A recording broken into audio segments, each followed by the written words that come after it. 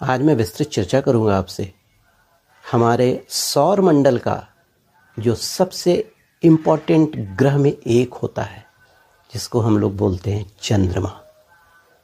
चंद्रमा ग्रह पर मैं आपसे डिस्कस करूंगा, क्योंकि हमने देखा है क्या कि हमारी जो एस्ट्रोलॉजी है वो फियर साइकोसिस में शनि, राहु, केतु और नाजे बहुत सारे अशुभ योगों को लेकर उसी में लोग व्यस्त हो जाते हैं, उसी में लिप्त रहते हैं। लिप्त मतलब मैं अपने वर्ड वापस ले रहा हूँ, लिप्त नहीं, उसी में इन्वॉल्व हो जाते हैं और उसी का सिर्फ उपाय करते रहते हैं, पूजा करते रहते हैं, पत्थरों को, स्टोन्स को पहनते रहते हैं। लेकिन चंद्रमा एक ऐसा ग्रह है जो हमारे पूरे शरीर को संचालित करता है। जो ग्रह 70% अवयव पर असर डालता है, क्योंकि हमारे शरीर में 70% वाटर का कंटेंट है, तो आप सोच सकते हैं उस ग्रह की महत्ता।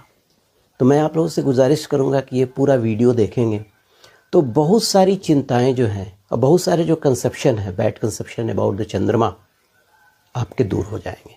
देखिए, चंद्रमा एक ऐसा ग्रह है कि अगर आपकी जन्मपत्री में मजबूत हो, अच्छे ग्रहों से दृष्ट हो, अच्छे जगह पर उसका प्लेसमेंट हो, तो आपको राज्य से पूरा ऊंचा सम्मान मिलेगा।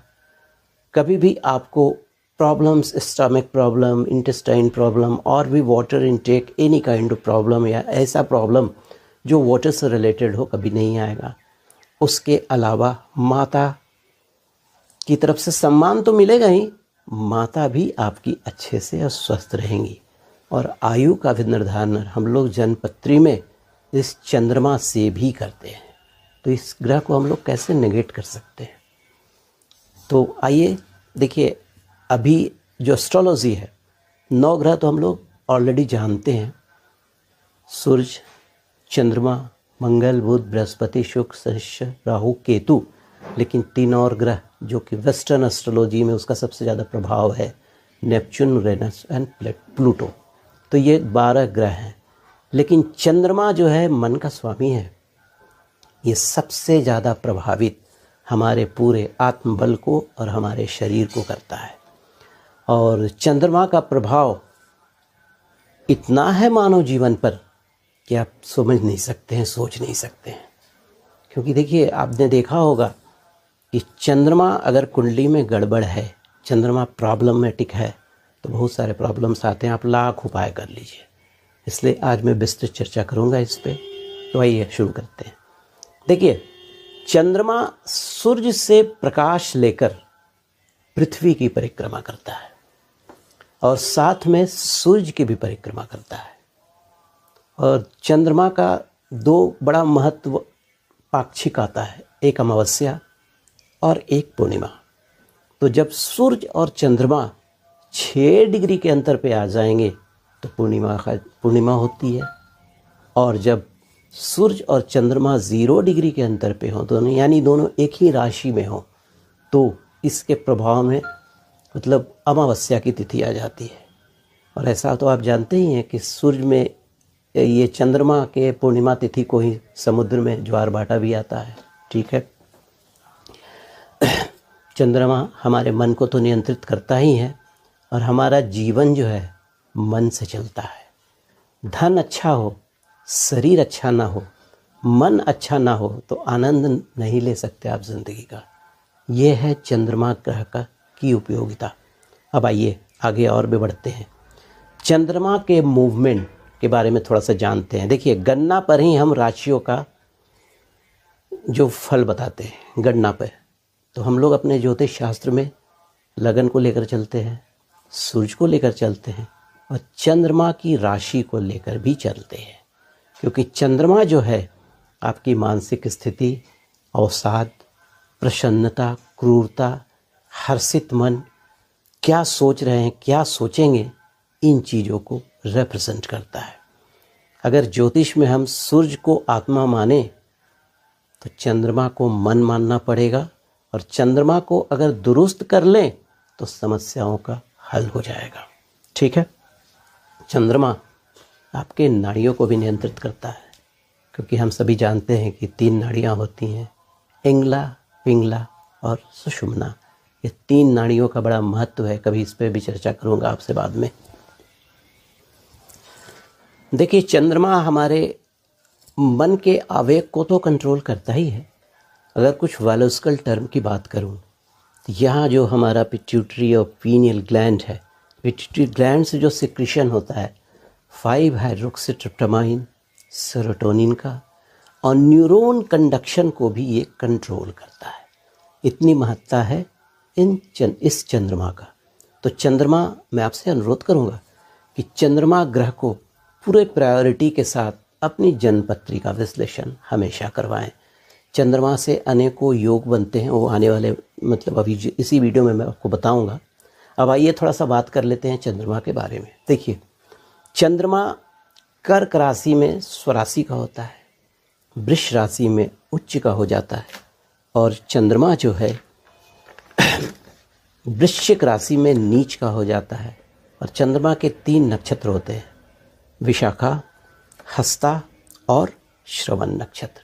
ये तीनों नक्षत्र जो है ना, ये चंद्रमा के होते हैं, और यहाँ से चंद्रमा का रिप्रेजेंटेशन होता है। जल तत्व का यह ग्रह है, और चंद्रमा का जो रत्न होता है ना, वो मोती होता है। बहुत बार मैंने देखा है कि कहीं पर किसी ने कह दिया आपका मन बड़ा शांत रहता है, चंद्रमा का रत्न मोती पहना दिया जाता है। ठीक है, पहनिए, लेकिन कहीं पर चंद्रमा आपकी कुंडली में अलाउ नहीं करता है, जन्मपत्री में अलाउ नहीं करता पहनने का। अगर आप पहनते हैं तो you may have lot of problems. चंद्रमा जो हमारी माता को भी रिप्रेजेंट करता है, क्योंकि 9 मंथ 2/3 साल में 1 वर्ष में माता अपने गर्भ में रखती हैं, और पृथ्वी और चंद्रमा का रिश्ता माँ का है। कहते हैं ना, समुद्र वशने देवी पर्वतस्तन मंडिते विष्णु पत्नी नमस्तुभ्यम पाद स्पर्श क्षमस्व में। माता, धरती माता, मैं पैर रख रहा हूँ, मुझे माफ़ कर दो। लक्ष्मी का निवास होता है, इस जब गर्भ में रखती हैं, शक्ति देती हैं, वो माता है। ठीक है, अब आइए, आप देखते होंगे कि किसी को अगर प्री मैच्योर डिलीवरी हो गई 9 मंथ के पहले, तो मेनी ओकेजन्स में बच्चे जो होते हैं काफ़ी बीमार रहते हैं, अंडर डेवलप होते हैं। तो माँ के साथ रिलेशनशिप में कटुता भी आ जाती है अगर चंद्रमा आपके कुंडली में दूषित है तो। माँ का स्वास्थ्य, माँ का साथ और माँ का हेल्थ, ये सब चंद्रमा बता देता है। चंद्रमा इतना पावरफुल ग्रह होता है आपकी जन्मपत्री में। देखिए, चंद्रमा अगर न्यूमरोलॉजी के अनुसार जाते हैं तो चंद्रमा का जो नंबर होता है वो 2 होता है। सोमवार इसका दिन होता है, और चंद्रमा का जो रिप्रेजेंटेशन होता है माता का, मन का, जल तत्व को प्रभावित करता है, बुद्धि, राज्य कृपा, संपत्ति, फिर उसके अलावा नमक का बिजनेस, फूल, चावल, मधु, मिश्री का रिप्रेजेंटेशन जो होता है इस चंद्रमा से होता है। उसके अलावा एक्सपोर्ट इंपोर्ट का बिजनेस भी हम लोग चंद्रमा से देखते हैं। प्लास्टिक की जो इंडस्ट्री होती है उसको भी हम लोग चंद्रमा से देखते हैं। रेलवे, स्टीमर, इस तरह की इंडस्ट्री को भी हम लोग चंद्रमा से देखते हैं। उसके अलावा डेयरी, ब्लड सर्कुलेशन, और लेफ़्ट और बाईं आँख को भी हम लोग चंद्रमा से ही देखते हैं। फेफड़े, छाती और मेमोरी पावर को भी ये डिनोट करता है। ये चंद्रमा के गुण होते हैं। चंद्रमा कहते हैं कि अगर कर्क राशि में सूर्य हो और मेष राशि में सूर्य हो, मीन राशि में सूर्य हो, तो चंद्रमा का रोल जन्मपत्री में बढ़ जाता है। देखिए, फिर से बोलूँगा, अगर मेष राशि में सूर्य हो, कर्क राशि में सूर्य हो और मीन राशि में सूर्य हो, तो चंद्रमा का रोल काफ़ी बढ़ जाता है। इसका साइंटिफिक रीज़न क्या है? कर्क राशि में अगर सूर्य हो गया तो सूर्य से अगर हम लोग लगन को देखें तो चंद्रमा लगन का स्वामी हो गया। मेष राशि में होने पर क्या हो गया? ये चतुर्थ घर का स्वामी हो गया, वो भी केंद्र का स्वामी हो गया। हम मीन राशि से भी देखेंगे तो भी वही चतुर्थ घर का स्वामी हो जाएगा। ठीक, तो अब देखिए, चंद्रमा का रोल जन्मपत्री में इसीलिए बढ़ जाता है। जिनका जन्म 2 तारीख को, 11 तारीख को, 20 तारीख को, 29 तारीख को किसी महीने में हुआ है तो चंद्रमा का प्रभाव उनकी जन्मपत्री में होता है। उसके साथ अगर उनका कर्क राशि हो, वृष राशि हो, तो थोड़ा सा और प्रभाव बढ़ जाता है। और साथ ही अगर कर्क लगन भी हो तो समझ लीजिए 2 नंबर का प्रभाव बहुत ही ज़्यादा बढ़ जाता है। ठीक है, एक और भी मैं सिग्निफिकेंट पॉइंट आपसे डिस्कस करूंगा कि अगर आपका जन्म 17 जुलाई से 17 अगस्त के बीच में हुआ है तो भी आप 2 नंबर को और मंडे को फॉलो कर सकते हैं, लेकिन जन्म पत्रिका विश्लेषण करवाकर। आपके लिए जो लक्की डे होगा वो संडे, मंडे, फ्राइडे होगा। और अगर उस दिन 2 तारीख, 11 तारीख, 20 तारीख, 29 तारीख पड़ गई तो वंडरफुल। उसके अलावा लक्की डेज, लक्की कलर्स पे अब चर्चा कर लेता हूँ। ग्रीन के जितने भी शेड्स हैं चंद्रमा प्रधान व्यक्ति के लिए अति उत्तम होता है। डार्क लाइट, उसके अलावा वाइट, क्रीमी कलर अवॉइड करना है। हाँ, ब्लैक, पर्पल और डार्कन को बिल्कुल अवॉइड करना है। वाइट और क्रीमी कलर को यू कैन एक्सेप्ट। और 2 नंबर के पीपल जो चंद्रमा के होते हैं उनको थोड़ा सा स्पाइन का तो प्रॉब्लम नहीं आएगा, लेकिन वो लोग स्ट्रिंग का जो म्यूज़िक, अगर म्यूजिशियन अगर बनना चाहते हैं या उनको लगता है कि उनकी रुचि थोड़ा सा म्यूज़िक वर्ल्ड में है तो स्ट्रिंग वाले जो एपरेटस होते हैं, वायलिन होते हैं, फिर पाइप्स, बांसुरी जो होती है, उसमें ये लोग बड़े दक्ष होते हैं। अब आइए थोड़ा सा चर्चा करता हूँ कि अगर आपकी जन्मपत्री में चंद्रमा अगर दूषित हो तो किस तरह के प्रॉब्लम डिजीज से रिलेटेड आपको फेस करना पड़ेगा। देखिए, सबसे पहले आई डिजीज़, आँख को रिप्रेजेंटेशन जो होता है वो चंद्रमा से मिलता है। उसके अलावा रोमेटिज्म, स्टमक, उसके अलावा डाइजेस्टिव एंजाइम को भी ये इफ़ेक्ट करता है। चंद्रमा अगर गड़बड़ है तो आपको डाइजेस्टिव प्रॉब्लम्स हो सकते हैं, इंटेस्टाइनल प्रॉब्लम हो सकते हैं, गैस्ट्राइटिस प्रॉब्लम्स हो सकते हैं, गला से हृदय तक भी कोई प्रॉब्लम्स हो सकता है। उसके अलावा गर्भाशय और एस्क्रोटम वाला जो एरिया होता है जिसे हम लोग अंडकोश कहते हैं, वहाँ पे भी प्रॉब्लम्स आपको आ सकते हैं। स्प्लीन, लीवर, कफ, स्टमक, इसको बहुत ज़्यादा ध्यान देने की ज़रूरत है अगर आपके कुंडली में जन्मपत्री में चंद्रमा दूषित है तो। और अगर गायनी प्रॉब्लम है तो आप इन फ्रूट्स या वेजिटेबल का अगर उपयोग करते हैं तो आपके लिए अति उत्तम होगा। लेट्यूस हो गया, फिर उसको हम लोग जिसको टर्निप बोलते हैं, शलजम, खीरा, ककड़ी, तरबूज, है ना, इसको आप फिश कर सकते हैं। वाटरी फूड और शीफिस, इन चीज़ों का भी सेवन करते हैं तो आपकी जन्मपत्री में चंद्रमा की स्थिति मजबूत होती चली जाएगी। तो ये तो बिल्कुल हम कह सकते हैं कि चंद्रमा की सबसे ज़्यादा उपयोगिता और एक इम्पॉर्टेंट प्लैनेट होता है हमारे जन्मपत्री में। देखिए, चंद्रमा जन्मपत्री में आयु का निर्धारण जो मैं आपसे ऑलरेडी कह चुका हूँ, चंद्रमा की स्थिति के अनुसार ही आकलन किया जाता है। कमज़ोर हो तो आपका हेल्थ वीक होगा, आयु में भी शायद हो सकती है थोड़ी सी कटौती हो जाए। और सूर्य को जो प्राण शक्ति मिलती है ना, वो चंद्रमा से मिलती है। और चंद्रमा का प्रकाश एवं शक्ति सूर्य से मिलती है। चंद्रमा को जो प्रकाश और शक्ति सूर्य से मिलती है। तो ये मानकर चलिए कि अगर आपके जन्मपत्री में सूर्य की मजबूती, अगर सूर्य मजबूत हो तो चंद्रमा को मजबूती और सक्रियता प्राप्त होती है।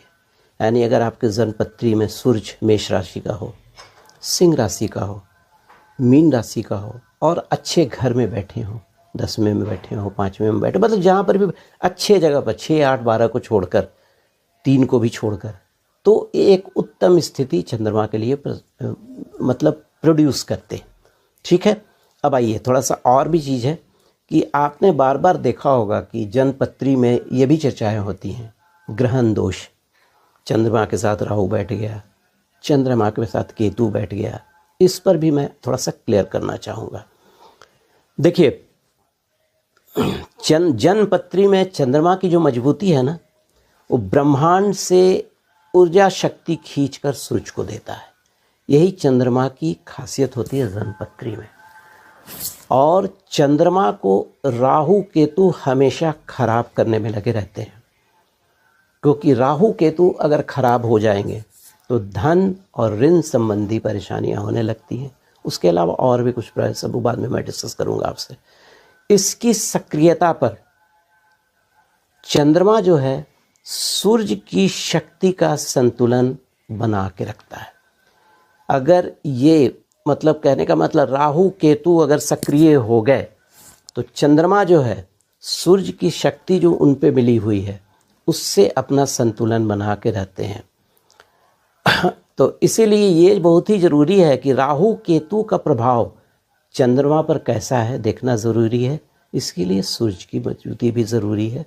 एक और दूसरा पॉइंट मैं डिस्कस करूँगा कि शनि जो होते हैं वो संतुलन शक्ति होते हैं राहु और केतु के, क्योंकि शनि कहा जाता है कि राहु शनि का एजेंट है और केतु जो है, अगर आपके जन्मपत्री में बृहस्पति मजबूत है तो केतु का भी बहुत अच्छा प्रभाव मिलता है, कोई गड़बड़ नहीं। और वैसे केतु के बारे में बदनामी है, कहा गया है केतु छुड़ावे खेत, नो डाउट, बट केतु एक आत्मकारक ग्रह हैं।